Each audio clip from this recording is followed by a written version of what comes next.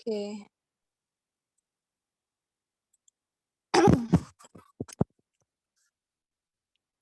Mobility atau pergerakan cairan pengikat di antara partikel ini ada 4 state atau 4 tingkatan. Yang pertama adalah keadaan pendular. Pada keadaan pendular, cairan pengikatnya ini akan menyelimuti partikel dan akan membentuk jembatan pada poin kontak atau titik-titik yang bersentuhan dengan partikel yang lain. Jadi dia akan membentuk jembatan di sini, pokoknya yang kontak dengan partikel di sekitarnya. Nah, kemudian ketika ditambahkan lebih lanjut, cairan pengikatnya, dia akan masuk ke keadaan funikular. Di funikular ini, dia sebanyak 25% sudah terlingkupi oleh cairan. Ketika ditambahkan lebih lanjut lagi, cairannya akan ada pada keadaan capillary state, di mana semua pori akan terisi oleh cairan, seperti ini. Nah, pada saat capillary state inilah seharusnya proses penambahan cairan pengikat itu dihentikan. Karena ketika ditambahkan lagi, dia akan membentuk state D, di mana semua partikel ada di dalam droplet cairan. Kalau udah seperti ini, biasanya granulnya itu selari kita sebutnya, seperti bubur dan sangat sulit untuk dikeringkan. Jadi tahap wet granulasi atau tahap penambahan larutan pengikat pada proses granulasi basah itu sampai capillary state. Nah, tadi kan sudah dilihat ya, cairannya dia akan melingkupi semuanya. Nah, ketika cairannya itu akan melingkupi semuanya, seperti ini misalnya, akan terbentuk jembatan antara partikelnya, jembatannya masih cair, kemudian dikeringkan. Nah, ketika dikeringkan, cairan pengikat ini kan ada zat terlarutnya ya, ada bindernya tadi. Dia akan membentuk solid bridge, membentuk jembatan padat. Jembatan padat ini bisa bergabung dengan yang lainnya membentuk struktur raspberry, sehingga granul finalnya dia akan seperti ini, seperti buah raspberry. Ini ya jembatannya kurang lebih seperti ini. Ini partikelnya, perbuknya, kemudian ketika sudah terbentuk jembatan, dia membentuk granul.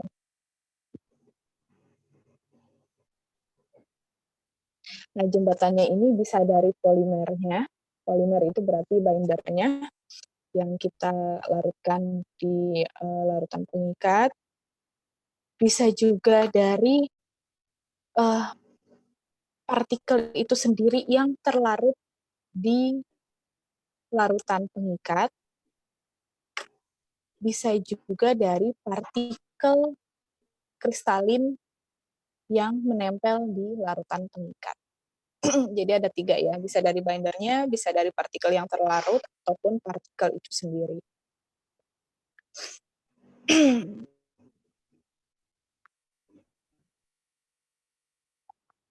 Nah, kemudian ini ada beberapa faktor yang mempengaruhi ukuran granul.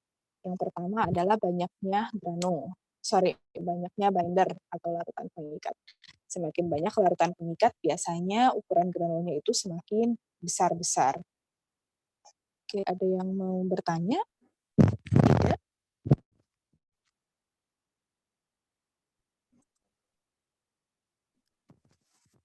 Vidya ada mau bertanya?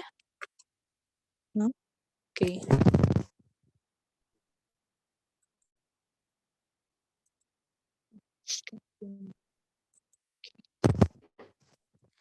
Kemudian binder konsentrasi. Jadi kita mau bikin larutan pengikat 1%, 2%, 10%, itu akan mempengaruhi ukuran granul yang akan terbentuk. Kemudian flow rate. Flow rate itu adalah laju penambahan larutan binder. Misalnya kita masukkannya bisa perlahan, mau masukkannya di spray, mau masukkannya di sekaligus, itu akan mempengaruhi ukuran granul. Kemudian air inlet temperatur. Jadi air inlet temperatur ini adalah suhu pada saat penambahan larutan granul. Yang kelima adalah atomization pressure. Ini kalau misalnya kita menambahkan larutan pengikatnya itu dispraykan. Nah, si atomizer ini akan menentukan ukuran droplet dari si larutan pengikat. Ukuran droplet ini nanti akan mempengaruhi ukuran granulnya. Dan nozzle height, jadi tingginya si nozzle. Tinggi nozzle itu maksudnya jarak antara serbuk dengan tempat mespraykan larutan pengikatnya. Oke, ini sudah dijelaskan bahwa metode preparasinya ada yang granulasi basah, ada yang granulasi kering. Granulasi basahnya bisa pakai macam-macam metodenya, ada yang high speed granulator, ada juga yang fluid bed. High speed granulator itu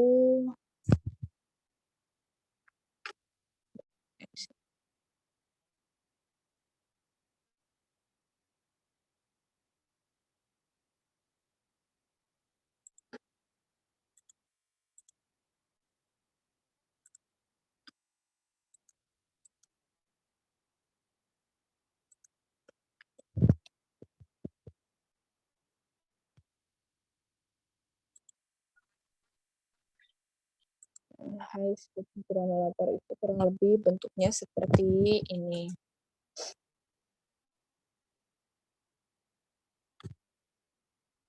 Jadi nanti serbuknya dimasukkan ke dalam, kemudian nanti ini kan ditutup ya. Muncul. Nggak muncul ya.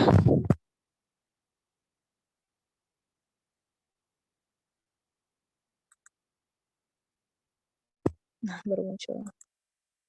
Nah, seperti ini ya. Ikan serbuknya masuk di sini. Kemudian nanti larutan pengikatnya masuk ke lewat corong ini, masuk ke dalam. Nanti blade-nya ini, baling-balingnya dia akan berputar, menggranulasi.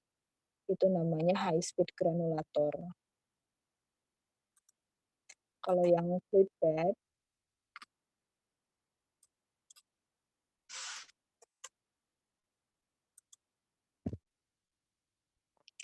kurang lebih bentuknya seperti ini.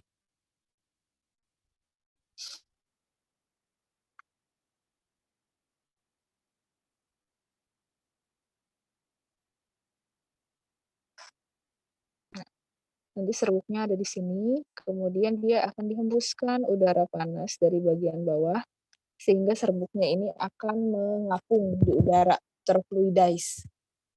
Akan seperti fluid, seperti cairan. Kemudian akan disemprotkan larutan pengikatnya, bisa dari bawah ataupun dari atas, sehingga dia nanti akan terjadi penempelan antar partikel membentuk granul. Sebentar ya. Oke.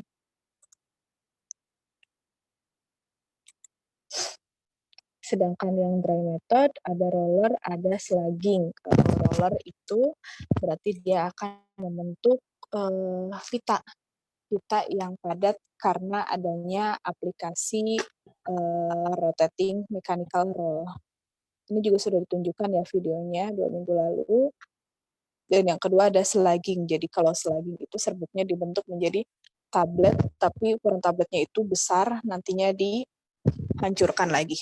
Tapi hancurnya itu tidak sehalus seperti partikel sebelumnya, tapi lebih besar.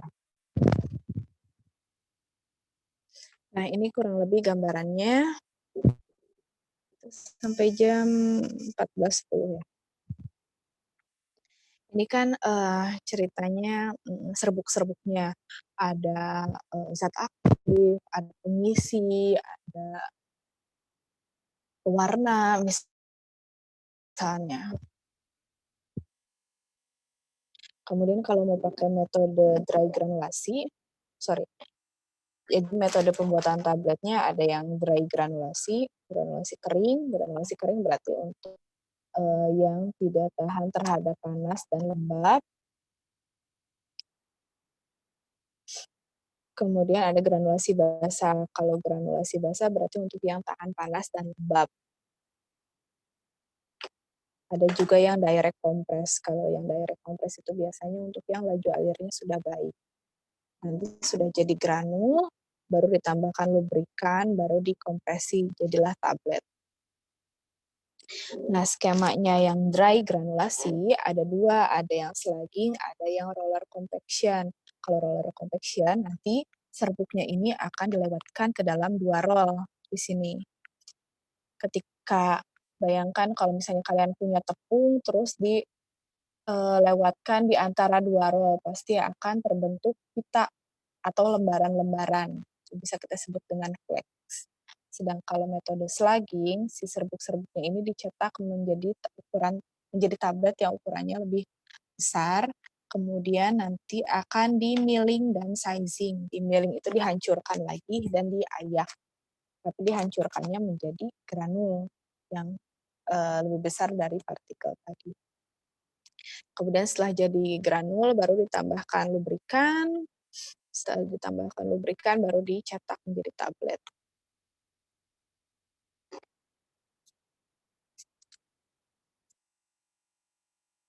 Oke, itu adalah metode yang konvensional.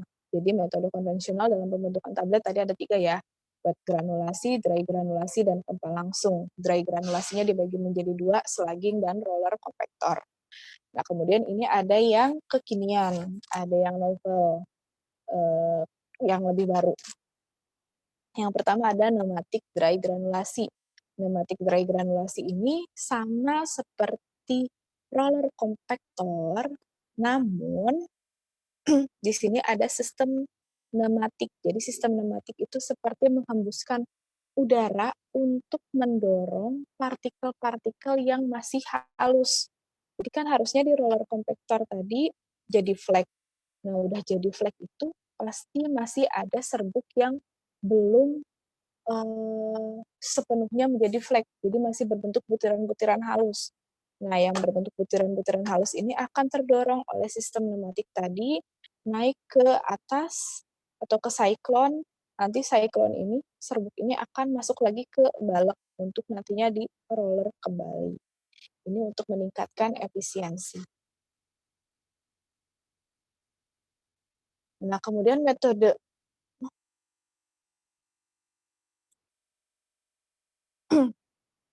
granulasi ada juga nih yang reverse. Reverse berarti kebalikan. Kalau metode granulasi basah yang biasa kan serbuk ditambahkan larutan pengikat.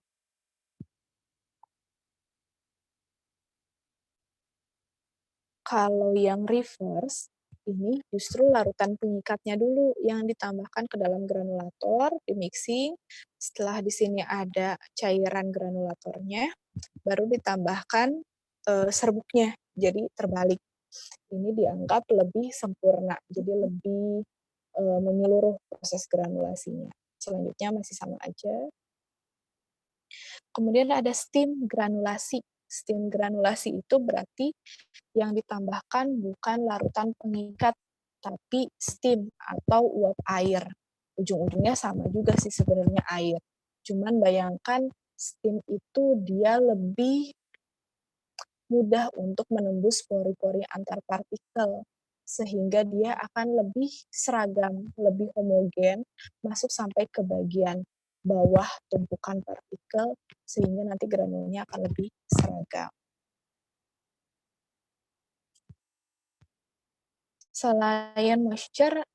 Selain steam, ada juga yang moisture activated.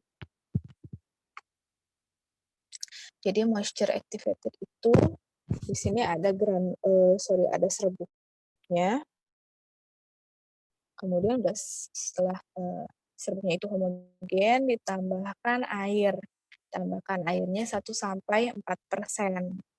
Nah, setelah ditambahkan air 1-4%, airnya ini tidak dikeringkan menggunakan panas, tapi menggunakan moisture absorbing material. Jadi menggunakan material yang dapat menyerap lembab, contohnya SiO2 dan MCC. Nah, ini bisa untuk alternatif untuk obat-obatan yang ingin digranulasi, dia tahan terhadap lembab tapi tidak tahan terhadap panas. Karena di sini kan dia menggunakan air, jadi dia harus tahan terhadap air, tapi pengeringannya menggunakan material absorbing moisture, tidak menggunakan panas. Kemudian ada yang dimaksud dengan TAG, Thermal Adhesion Granulation. Jadi ini dengan memanfaatkan panas. Jadi di sini ada serbuknya, kemudian ditambahkan air, tapi airnya sedikit saja. Setelah airnya ditambahkan, dipanaskan. Setelah dipanaskan kan air tadi akan menguap ya menjadi uap air. Nah, uap air ini tadi sistemnya sama seperti steam. Dia akan menggranulasi lebih menyeluruh. Setelah dipanaskan, dia didinginkan. Setelah didinginkan, lanjut dikeringkan. Oke, ada 3 lagi. Ada melt granulasi. Jadi kalau melt granulasi ini khusus untuk obat-obatan yang tahan terhadap panas, panasnya itu cukup tinggi, 50 sampai 90 derajat Celcius. Karena di sini serbuknya akan ditambahkan binder. Bindernya dalam bentuk kering, tapi bindernya ini akan meleleh pada suhu 50 sampai 90. Sehingga ketika dia dilelehkan, dia akan menjadi massa cair. Massa cairnya ini akan menghubungkan antar partikel membentuk granul basah, kemudian akan didinginkan. Nah, ketika didinginkan tadi akan membentuk jembatan antar partikel sehingga terbentuk massa granulasi yang kering. Kemudian ada freeze granulation. Freeze granulation ini berarti untuk yang tidak tahan terhadap panas. Caranya adalah dengan membentuk larutan atau suspensi serbuk yang akan digranulasi. Kemudian larutan atau suspensi tadi disemprotkan ke dalam liquid nitrogen atau nitrogen cair melalui atomizer. Jadi atomizer itu suatu alat yang akan menyemprotkan solution atau suspension tadi dengan ukuran droplet yang seragam dan bisa kita atur ukuran droplet.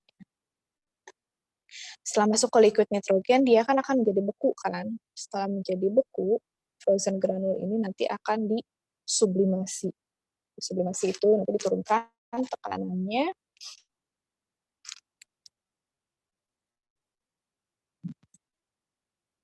sehingga akan terjadi perubahan bentuk dari padatan menjadi gas si airnya tadi. Dan yang terakhir adalah foam granulation. Jadi kalau foam granulation itu ada sebutnya, kemudian binder solutionnya ini diaduk dengan sangat cepat sehingga terbentuk busa. Busanya nanti kemudian dimasukkan ke dalam serbuk keringnya dan akan terbentuk massa granulasi basah. Kenapa sih busa? Karena busa itu dia dapat menjangkau luas permukaan yang cukup besar, sehingga diharapkan akan akan terjadi proses granulasi yang lebih homogen dengan cakupan luas permukaan yang besar tadi. Oke, ada yang mau ditanyakan dulu dari metode granulasinya?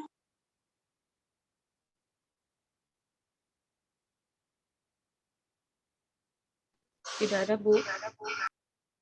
Oke, ini ada rangkumannya, silakan dibaca. Di sini ada deskripsinya, kemudian ada karakteristik granulnya nanti seperti apa, dan ada keterbatasannya, ada juga benefit-nya, dan ada alatnya itu seperti apa. Oke, kita left dulu ya, nanti kita masuk ke metode drying atau pengeringan.